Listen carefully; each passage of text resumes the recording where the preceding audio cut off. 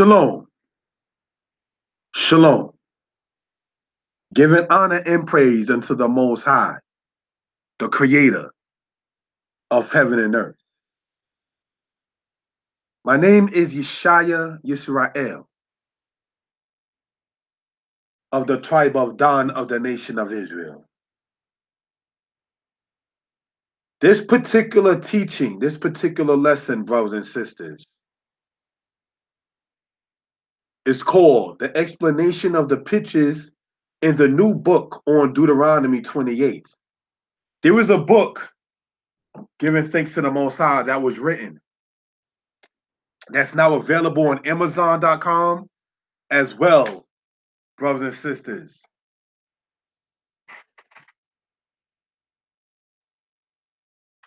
On Lulu.com. The information on how to acquire it will be at the end of this presentation. Shalom. A ziggurat and a map of the Greek Empire. Brothers and sisters, what are we looking at here? On, the left-hand side is what you will call a ziggurat. That's one of the temples, an image that was used in ancient Sumer, that was built by the Sumerian people, all right, in which they actually did their worship and so forth and so on. The point in showing that is because the ancient people of Sumer, as pointed out in that book, Deuteronomy 28, History Untold to the Masses, that book shows that picture and explains it in depth. What you're looking at, brothers and sisters, on the right-hand side is a picture of the Greek Empire in the 4th century BCE. So that's just something I wanted to show in that particular regard. Next slide. The river's heads in the Ethiopian Sea. The 4 rivers in Genesis chapter 2, verse 10 through 14. The Pishon, the Hiddekel, the Euphrates, the Rihon, which is the Nile. Brothers and sisters, this right here shows you where it says a river went out from the garden and it became 4 heads. So what we understand, brothers and sisters, as the terminology Gan Eden, or the Garden of Eden, would be proximity in the area of what you call Northern East Africa / Western Asia. All right? What you're looking at, brothers and sisters, on the right-hand side, if you look very carefully, brothers and sisters, where you see the map of Africa, and then you looking west of it, you see Ocean Ethiopian, which is the Ethiopian Sea or the Ethiopian Ocean, which in today's terms is understood as the Atlantic Ocean. All right? So that's just something we want to point out in that particular case. Let's go on to the next slide. The Empire of Ghana, the Empire of Mali. Now, what you're looking at right here, brothers and sisters, is the Empire of Ghana existed before the current country today called Ghana. And their rulership, brothers and sisters, extended throughout different parts of Africa, mainly Western Africa. All right? Mali and its capital, brothers and sisters, was Timbuktu. Now, we all may be familiar with the book From Babylon to Timbuktu, in which that author goes in and describes the historical accounts of the Hebrews, the Israelites that migrated to the lands of Western Africa and then were later on brought over here to the Western Hemisphere. All right, so I just want that to be shown for edification purposes. Next slide. Songhai Empire and Tu Shema, Jeroboam's servants. What you're looking at the left-hand side is when the Empire of Ghana and Mali fell, the Songhai Empire existed. And as pointed out in the book, Deuteronomy 28:15-68, History Untold to the Masses, the Songhai Empire was defeated, brothers and sisters, by the Arabians as well as the Moors, Moors, which gets into the aspect of what happened when it fell, brothers and sisters, to them. What you're looking at, brothers and sisters, on the right-hand side is an emblem that is said to say, to Shema, Jeroboam's servants. All right? And that's what that is right there. Next slide. Still of Hoshea and Jehu bowed down. What you're looking at, brothers and sisters, on the left-hand side is where it says Hoshea. Now, I want to pay close attention, if we will, brothers and sisters, to the part that we're looking at here with the, many people will say, oh, that's like the symbol of Ma'at of ancient Egypt. Meanwhile, you got ancient Hebrew written over here. What this right here shows you, brothers and sisters, what the Egyptian symbol thing in that particular regard shows you that the Egyptian influence was certainly within ancient Israel, unfortunately, as pointed out in Ezekiel chapter 20, verses 6-7. So this is something, brothers and sisters, we want to point out in that particular regard. All right? What you're looking at here, brothers and sisters, is what they refer to as the black obelisk of Jehu, king of Israel, when him bowed down to, brothers and sisters, Shalmaneser III of Assyria. Next slide. Israel led away by Assyria and map. What you're looking at, brothers and sisters, is Israelites from the land of Lachish that are being led away into the land of their captivity, into the land of Assyria. The Assyrian Empire at one time dominated the area that we call Babylon of the ancient world. So what I point out in the book, brothers and sisters, is that when the Assyrian Empire fell, there were many Israelites who migrated to the Babylonian era and time and place, because Babylon was a high power that came to be after Assyria fell. So you might want to say that ancient Israel, from Assyria to Babylon, in part, brothers and sisters, sadly became what you call hand-me-down slaves. All right, next slide. From Assyria and from Assyria to Africa, from Jerusalem to Africa. All right. So what are we looking at right here, brothers and sisters? Assyria, as we were already shown, is north of Saudi Arabia, north of the land of Israel as well. What I'm pointing out with this map here is that when Assyria fell, not all of the Israelites, okay, went to Babylon, but some migrated into northern Africa. And that's pointed out in the book From Babylon to Timbuktu. Many also historians talk about the Israelites that migrated to Western Africa and developed the kingdom that they call Kenan Barnu. All right, so, or Kenan Barno. So this is something we want to point out for edification purposes in that particular regard. All right. Let's go back, if you will, for edification purposes.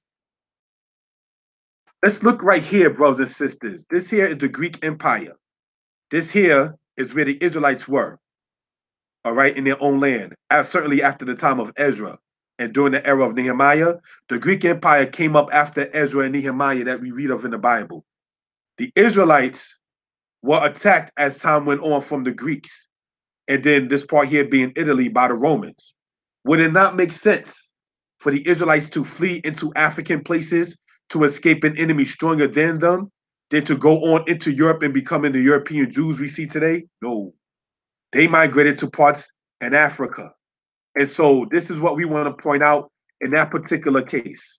So after Assyria fell, as we pointed out, you had many that were from the Assyrian Empire that went over to northern Africa. All right, so this is something, brothers and sisters, we want to point out for edification purposes. Next slide. Israel / Judah from Lachish and Babylonian Empire. All right. Now, what we're looking at here is what they say is the people from Lachish playing musical instruments. Now, we want to point out, as done before, the cornrows on each of the individuals that you see there, cornrows with the beard and everything like that. So this goes to show you the kind of hairstyle that was already there. And they were from primarily the land of Lachish. Lachish, brothers and sisters, was a land in the tribe of Judah. But what I point out in my book, brothers and sisters, is that there were many Israelites of the northern tribes that live in Judah as well. So this is something, brothers and sisters, we want to point out for edification purposes. Next slide. Lion from the Babylonian image in Darius' palace. What we're looking at, brothers and sisters, is that the book gets into a part, all right, that gets into Daniel chapter 7 and prophecy, in which it speaks about the lion being representative of Babylon, and then the bear of Media Persia, then the leopard of Greece, and then the undescribable beast being, brothers and sisters, as we know, Rome. So the book that I wrote that's available now on Amazon and Lulu gets into that. What you're looking at over here, brothers and sisters, is a picture from the Shushan Palace, or Susa, known by the ancient Persians, and that's during the era of Darius I. Darius I is mentioned in the Bible in Daniel chapter 9. And he's also one of the pharaohs that ruled in Egypt in Dynasty 27. So we're going to go on to the next slide. All right, so let's understand what we're looking at here. This here on the left-hand side, all right, is the Persian Empire. All right, they had domination over in Egypt since Cambyses, all right, attacked Egypt. Then you had the situation over here, brothers and sisters, with Lydia and all of that. So wherever the children of Israel were, when these great empires came up, the Israelites, believe it or not, felt accessible to them. All right, Persia being one of them. And in the book, brothers and sisters, I speak about archaeology from the era of the Persian Empire that speaks of the Israelites. All right, so that's something, brothers and sisters, that we want to get into for edification purposes. All right. So let's look at this here. Alexander's Greek Empire. This right here, brothers and sisters, one more time, is showing the Greek Empire and the influence and a clout, brothers and sisters, that they wound up having. All right, so this is something we want to get into for edification purposes. Okay, let's go on, if we will, to the next slide. Seleucid Empire and Roman Empire. Now, the Seleucid Empire, brothers and sisters, came about during that same landmass area, but after the death of Alexander, because Seleucus was one of the successors of Alexander. So this is what we want to talk about. In the book, brothers and sisters, I get into what happened with the fall of the Greek Empire and then the rise of the Roman Empire. All right, so this is something we want to point out for edification purposes. And if we already know where the house of Israel was, in part wasn't here during the Seleucid era. You already had the Israelites in Ela-15, Egypt, which we're going to get into as we go along. Now, the Greek Empire, brothers and sisters, fell to the Roman Empire. And then that is what we're looking at here in part in 117 AD. Now, 117 AD is during the era of Hadrian of Rome. All right. Once again, we see where the Israelites would have been right over in this particular area here. Now, as the book points out, the predecessors to Hadrian already had Israelites, such as Nerva and Trajan, already shipped Israelites over to Libya, which is over here. This is why when you go into the book Israelites and Jews, the significant difference, all right, by Kohen Mikhael, it gets into the fact that he's quoting a historian named Strabo, who spoke about 1 million Hebrews from the Katabasmos, which is in Libya, to the border of Ethiopia. All right, so for those who may not understand, let's go back to where we was talking about. All right, Ethiopia proper is over here. Libya proper is over here. So from Libya, the Katabasmos over here, the historian Strabo, started by my teacher Kohen Mikhael, said that there's 1 million Hebrews from this area that we see right here all the way to the area that we see over here. So this is something we want to point out for edification purposes. All right? Sorry about that. The Persian Empire, as noted by, is the last great black empire. When the Persians lost of the Greeks, we see the Greeks come up as a power. Daniel, in the Bible, chapter 8, stated that when the Greeks came up as a power, truth was cast to the ground. According to biblical teaching, the Torah is the truth. Thus, when Daniel was saying is that when the Greeks came up as a power, the Torah instruction was cast to the ground. The Apocrypha stated that when the leader Alexander died, that his successors' sons put crowns on their heads and wickedness was multiplied in the earth. The Greeks had a concept that had their god Zeus as a bird with Ganymede. It represented homosexuality. Alexander had a homosexual lover named Alsatian. During the time of the Roman Republic, there were praetors,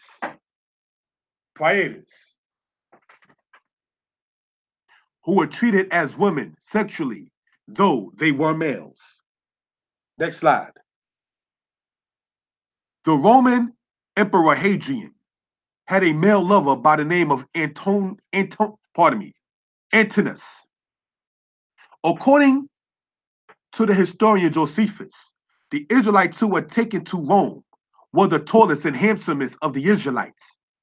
If we know that Hadrian had a servant that was his male lover, we can definitely surmise that the Israelites deemed handsome and tall were also used as if they were women, unfortunately.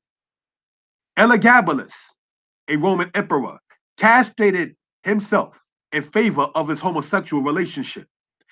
Both the movies Alexander, released in 2005, and Caligula, released in 1980, show that homosexuality was the culture of the Greeks and the Romans. As this book points out, the Israelites in part are they who were taken into captivity to the Western Hemisphere. One president of the United States, James Buchanan, was a noted homosexual who had a male love named William Rufus King. Slavery in the United States was legal during his presidency, though it is said that he was not a slave master during his presidency. Were there males that President Buchanan had as sex slaves who were males? Some say yes. In 2015, during the presidency of Barack Obama, the United States recognized the union of homosexuals as legal. These and other reasons, we can see that from the rise of the Greek Empire to the time we currently are in, wickedness has increased in the earth. Next slide.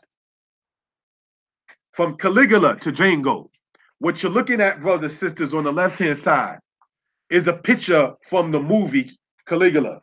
And as you all know, that was some freak stuff going on there. What you're looking at, brothers and sisters, on the right-hand side is from the movie Django, in which a man was being eaten alive by the dogs. All right? So this is stuff that happened to the Israelites during the Roman Empire and during the time in which they were brought over here to the Western Hemisphere. Next slide. King Tut attacking blacks and Elephantine papyrus. What we're looking at, brothers and sisters, on the left-hand side is a picture of King Tut. Now, I want you to pay attention, brothers and sisters, and look underneath the horse and notice that there are dogs that are being sicked upon black people. This is from the era of Dynasty 18 of ancient Egypt. So, as pointed out before on this channel, all right, or on the other channel, Moreh Yeshaya History Lessons, ancient Egypt was not what you call pro-black. So this is something we want to point out for edification purposes. What we're looking at here on the right-hand side, brothers and sisters, is a picture of the Elephantine papyrus. The Elephantine papyrus, brothers and sisters, is dated to the era of Darius of Persia, in which there were Israelites in Elephantine Egypt, which is in southern Egypt, which they refer to as Upper Egypt. The point in me showing that, brothers and sisters, is because ancient Israel, in their own volition, all right, migrated to places, brothers and sisters, that was in continental Africa. Next slide. Israel dying in a foreign land, in the land of Israel, days deserted. Pictures from chapter 4, Deuteronomy chapter 28, verse 19. What we're looking at here, brothers and sisters, is an image of what happened in the movie Boys in the Hood, in which one male, black, a brother, if you will, shot another brother. You understand? Now, this is no disrespect intended. The gentleman that you see there on the left-hand side with the red hat, he actually was killed in real life. He was in prison due to a double murder, where he was then killed inside of the prison in real life. And what we're looking at also in real life, brothers and sisters, is the land of Dan here on the left-hand side, and the land of Naphtali that lay deserted, while the children of Israel are going at war at each other in their enemy's land. The land of Israel, the literal land of Israel in the east, brothers and sisters, lays deserted. So this is something we want to talk about for edification purposes. Next slide. Blacks attacked by the fire department and by the police department. Now, this right here dates back, brothers and sisters, to the 1960s, when fire hoses was used on black people. That's the kind of pressure from the hose that can sit there and when it hits a person, can knock the person onto the ground. And then we see the dogs one more time being sicked upon black people. This also dating to the 1960s. There are probably people listening to this who probably remember seeing this live on TV. All right? So this is something we want to sit there and point out for edification purposes, brothers and sisters. So when we read that we have no power to stand before our enemies, when we read, brothers and sisters, that we shall march out strong one way and flee before our enemies 7 ways, these are things that we're talking about for edification purposes. Next slide. Thank you. The Greensboro sit-in and in search of identity. What you're looking at on the left-hand side, A&T students launch sit-down demand for service at downtown lunch counter. Now, this is from the Greensboro Record. And you have it, brothers and sisters, to where people were being assaulted by being hit with ketchup and mustard and mayonnaise and told that they will not be served and so forth and so on. So Deuteronomy 28, where it says, you shall be a horror to all the kingdoms of the earth. This is what we're talking about, because they did not even want to sit there and serve us as a people. Food. Money wasn't even, quote, their God, quote unquote, at that point. They didn't even accept our money at that point. You understand? So this is something we want to just go into and show for edification purposes. And that's dated to the year 1960 on the left-hand side.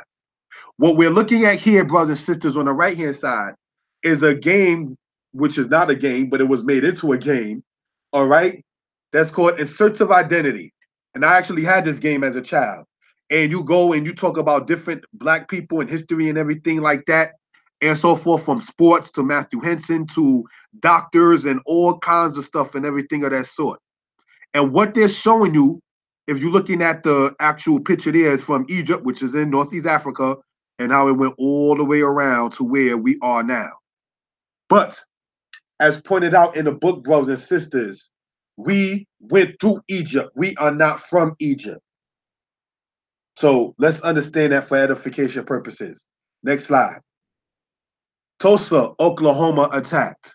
Now, this is dated, brothers and sisters, to the year 1921, when Tulsa, Oklahoma was attacked, brothers and sisters. All right? Now, I want people to pay attention and look at this for a minute. Tulsa World, dead estimated at 100. City is quiet. Brothers and sisters, there was a documentary or an interview, if you will, by some of the last survivors from the attack in Tulsa, Oklahoma. The man who was an elder, may he rest in peace now, he stated that he was 5 years old at that time in 1921. And what he and his relatives was doing was hiding underneath the bed while the city was being attacked. Tulsa, Oklahoma was at one time called what you call Black Wall Street. And it was attacked by a mob and they dropped bombs on the place. Let's look at that for a second for edification purposes.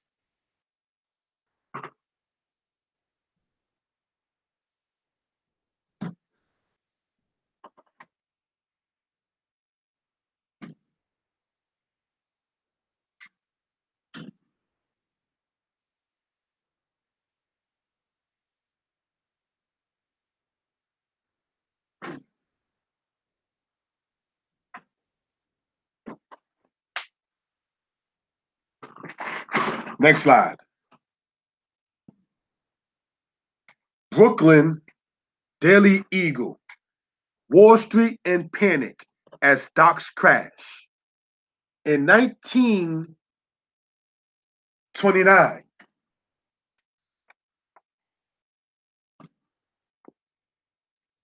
eight years after the attack in Tulsa, Oklahoma, which was called Black Wall Street, you see that Wall Street in New York with the stock market crashed. Who caused that? Could it be a thing in which the unprovoked attack on Black Wall Street in 1921 is why we see Wall Street attack in Manhattan by not the hands of man? Nobody dropped a bomb in 1929. And then by 1933, Roosevelt, the president, created what we call welfare today. Just in case that happened again. Some might call it your payback. I don't know. What you're looking at on the right-hand side, brothers and sisters, is what you call a bell collar. They used to put that on black people when we were noted for running away in slavery.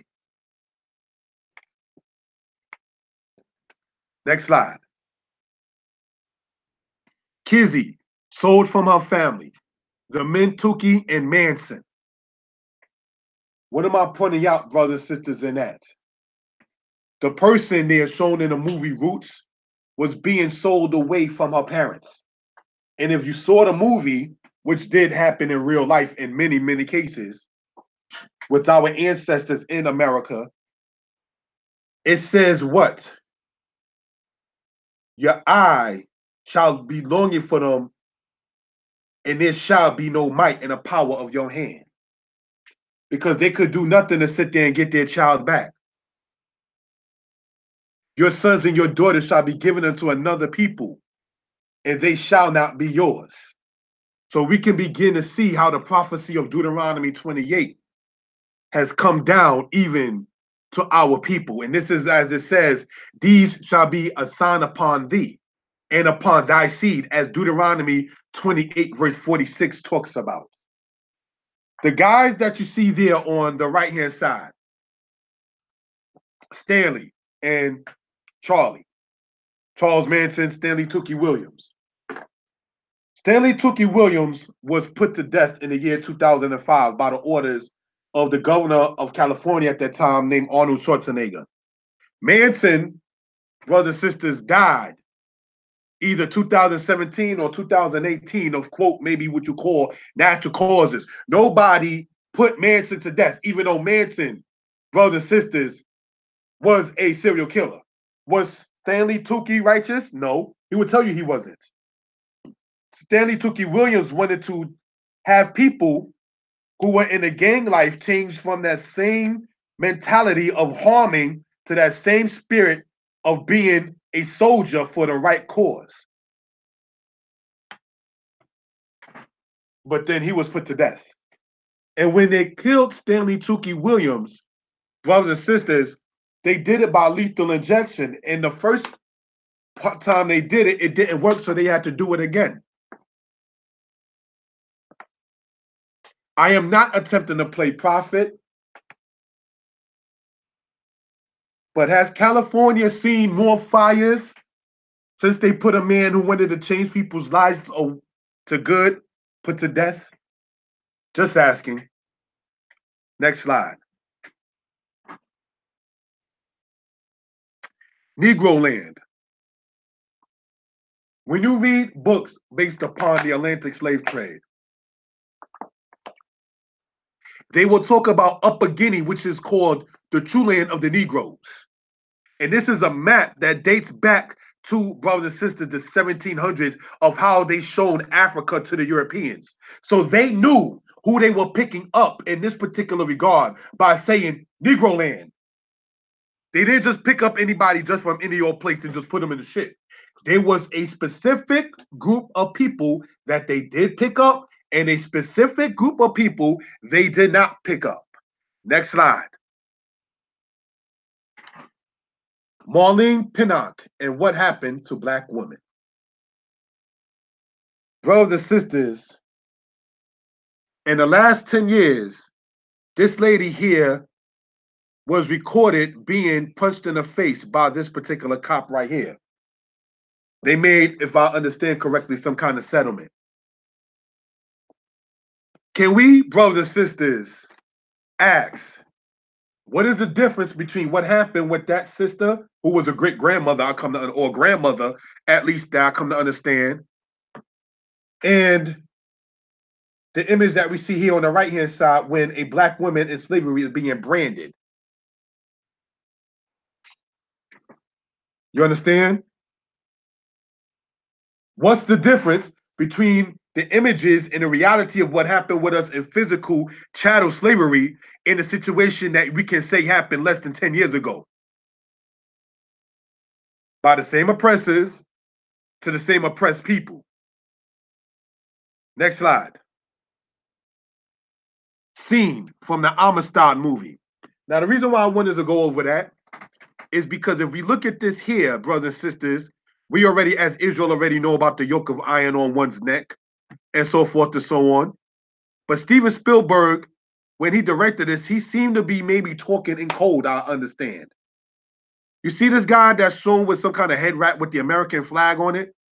What is he saying with that, brothers and sisters? Because Black people who were free in the 1700s, like, quote, the Moor that was shown in the ship with Washington, is not this guy here. You see one, brothers and sisters, with the American flag as a wrap, and one with some kind of Eastern garment with the wrap on as such. Brothers and sisters.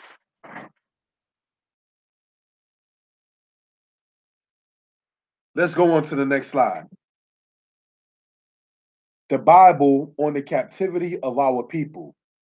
In speaking of the captivity of our people, we want to point out that not all Israelites were taken to the Western Hemisphere. It is our argument that the people taken were Israelites nonetheless.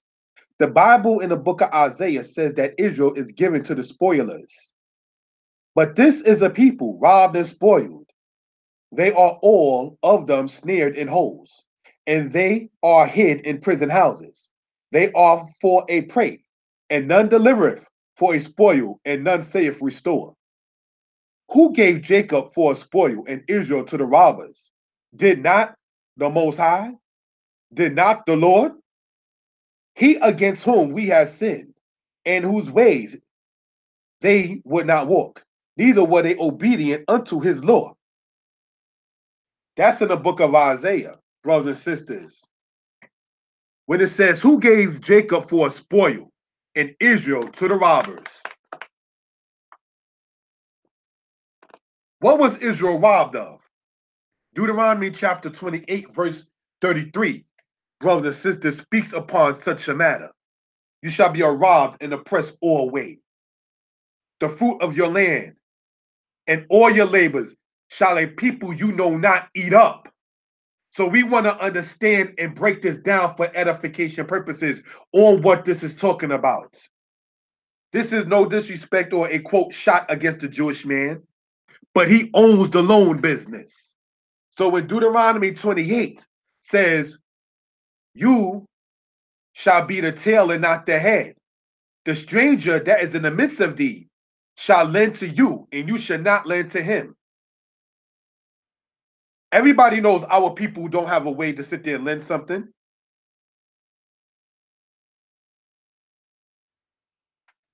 Leviticus chapter 26 says, and I will send the beasts of the field among you, which shall rob you of your children, and destroy your cattle, and make you few in number, and your ways shall become desolate. We are able to see who did the robbing. Later in the history of Israel,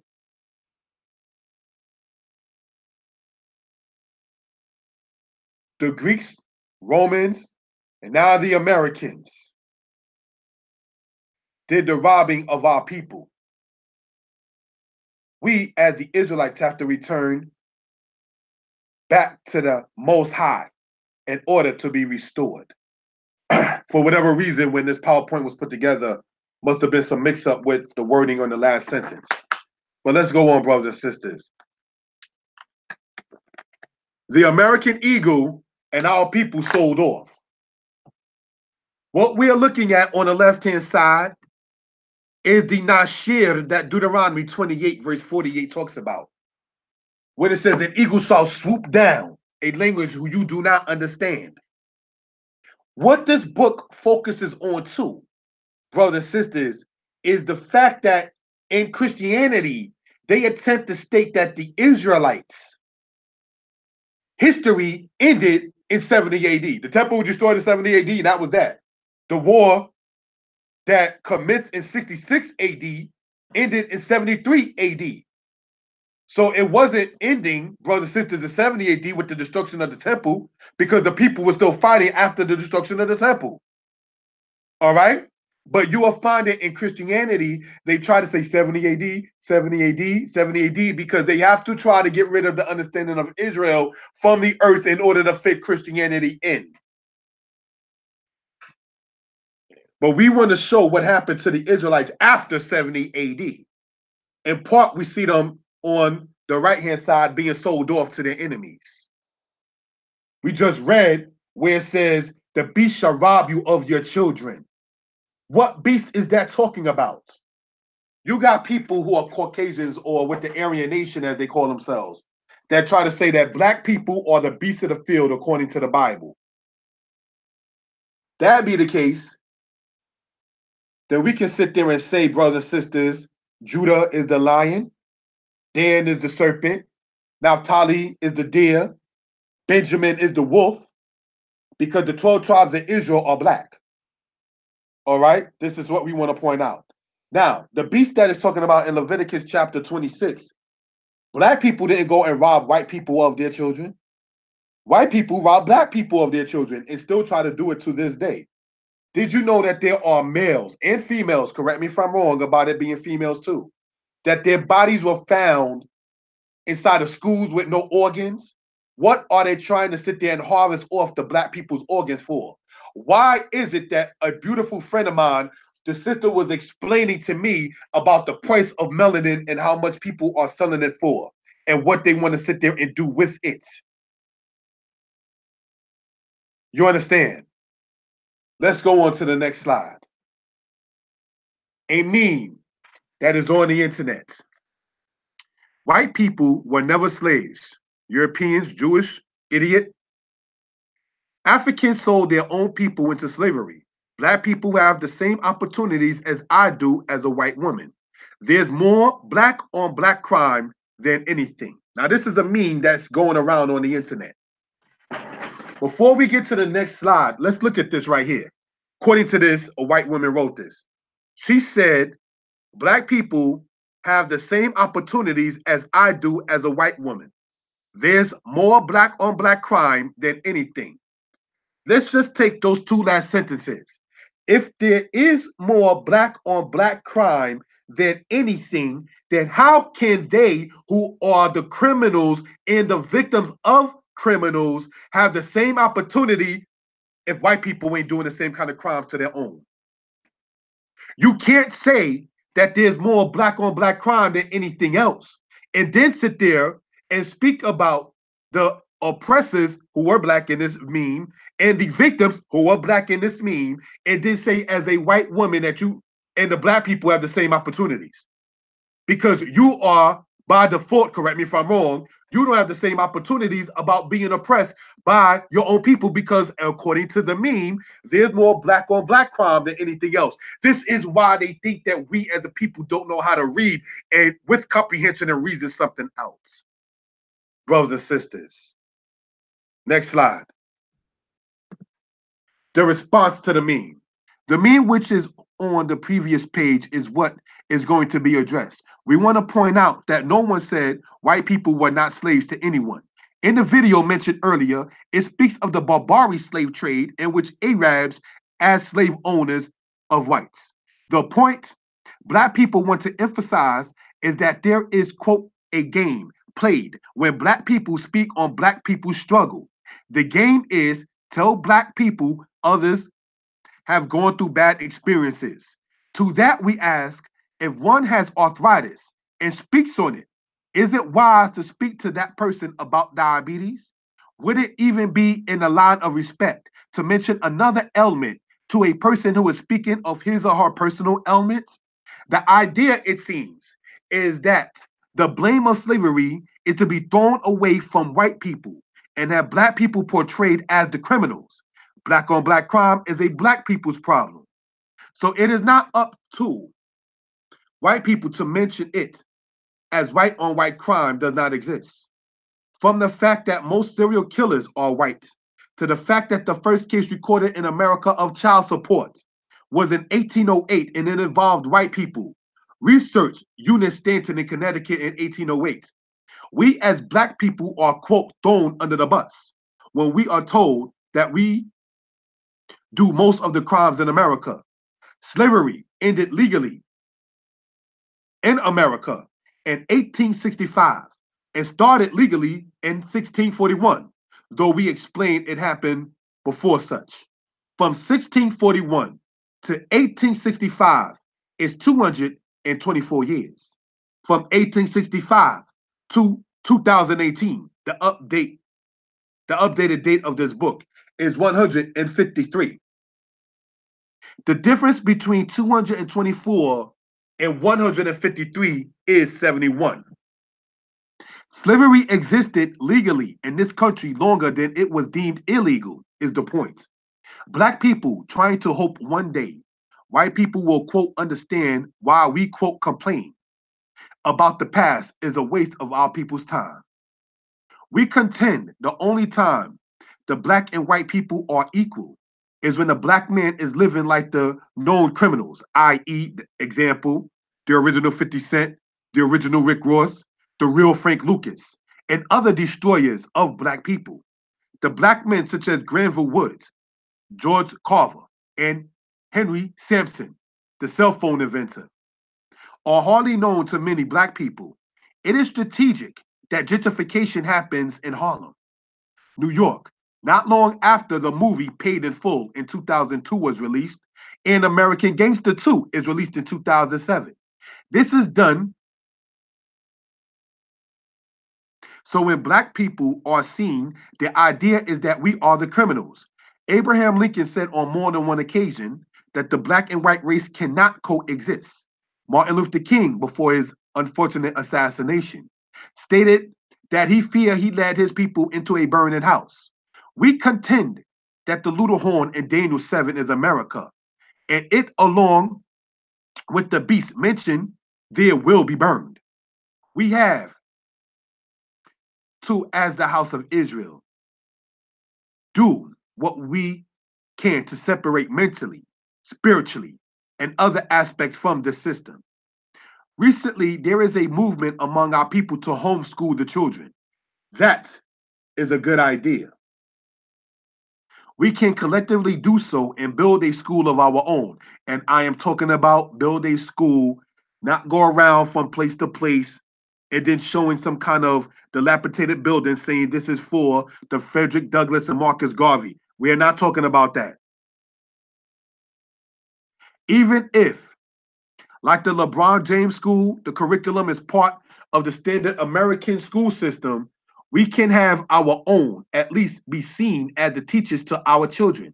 And we can throw, quote, a Black history class in there and require the children to do a report on different aspects from history, science, math, language, etc. Next slide. The Gold Coast, the Jews were the people.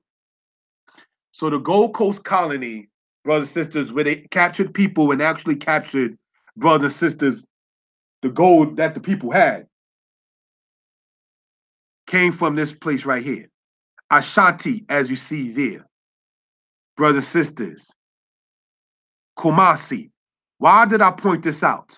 Because many people, brothers and sisters of the Ashanti, all right, were taken to the island of Jamaica.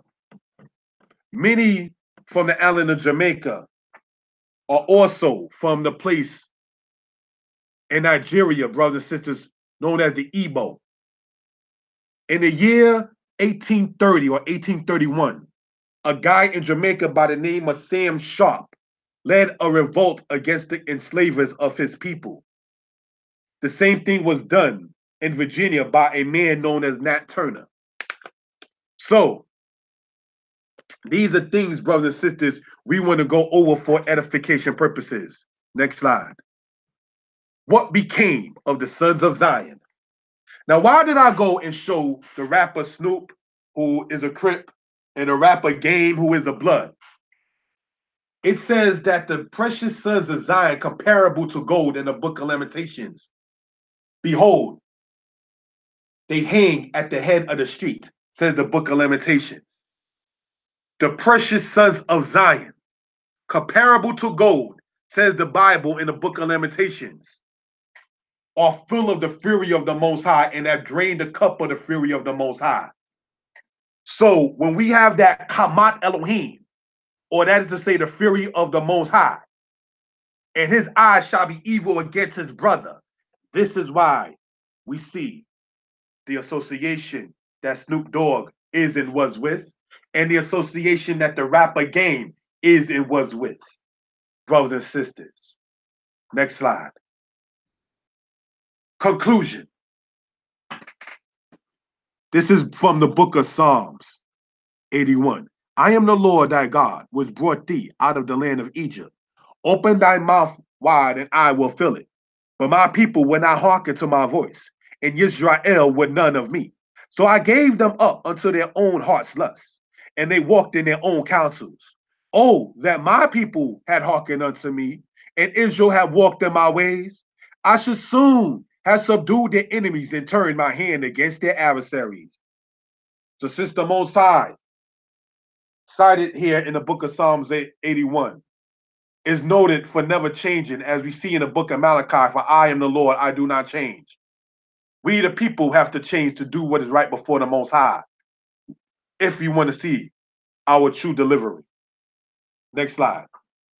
This from the book of Ezekiel, chapter 20. Nevertheless, my eyes spared them from destroying them. Neither did I make an end of them in the wilderness. But I said unto their children in the wilderness, walk ye not in the statutes of your fathers, neither observe their judgments, nor defile yourselves with their idols. What is the point in going over Ezekiel 20 there? It says, but I said unto their children in the wilderness, walk ye not in the statutes of your fathers. The predominant aspect of the Black people's home had no fathers in many cases, or a father that wasn't living up to par in certain cases. So we, their children, we, their other relatives, we, their future, we are told, do not walk in the statutes of your fathers. This does not mean you disrespect your father. brothers and sisters. This is saying, be better than them. Do not defile yourselves with their idols. You remember Papa was a rolling stone by the temptations? Wherever he laid his hat was his home. And when he died, he left us nothing but all alone. Don't walk in that judgment. Don't leave your family with nothing, brothers and sisters. These are the kind of things we want to point out. Next slide. The updated book on Deuteronomy 28. This book is available on lulu.com as well as amazon.com. And if one cares to have a signed copy, one can call or text me at 908-587-4841. I can be reached at email at kashubhut, KASHUBHUT, kashubhut @gmail.com. Giving honor and praise unto the Most High, the Creator and the Maker of heaven and earth. Shalom.